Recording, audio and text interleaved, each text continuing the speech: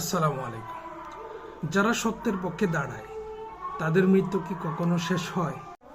বেগম খালেদা জিয়া তিনি শুধুমাত্র একজন নেত্রী নন, তিনি ছিলেন এক যুগের সাক্ষী, এক যুগের প্রতিরোধ। একা দাঁড়িয়েছিলেন স্বৈরাচারের বিরুদ্ধে, নীরবতা ছিল তার ঢাল।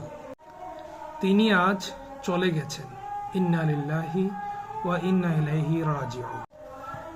কিন্তু প্রশ্ন থেকে গেল আমাদের সামনে, আমরা কি তার লড়াইয়ের উত্তরাধিকারী হব? আমরা কি সত্যের জন্য লড়ে যাব, নাকি সুবিধার জন্য চুপ করে থাকব?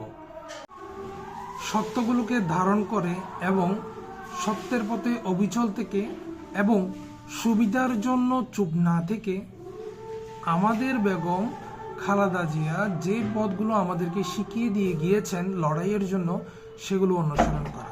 কোনো এক্সট্রা সুবিধার জন্য যেন আমরা কোনোভাবে চুপ না থাকি।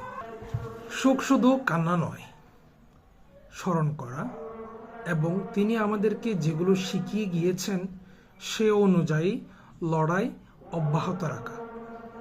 মরহুম বেগম খালেদা জিয়াকে আল্লাহ রব্বুল আলামিন যেন জান্নাতের উচ্চ মাকামে আদিষ্ঠিত করেন, এই দোয়া রইল। আমার কথাগুলো যদি আপনাদের ভালো লেগে থাকে অবশ্যই কথাগুলো সবার কাছে পৌঁছে দিবেন। আসসালামু আলাইকুম ওয়া রাহমাতুল্লাহি ওয়া বারাকাতুহু। সবাই ভালো থাকবেন।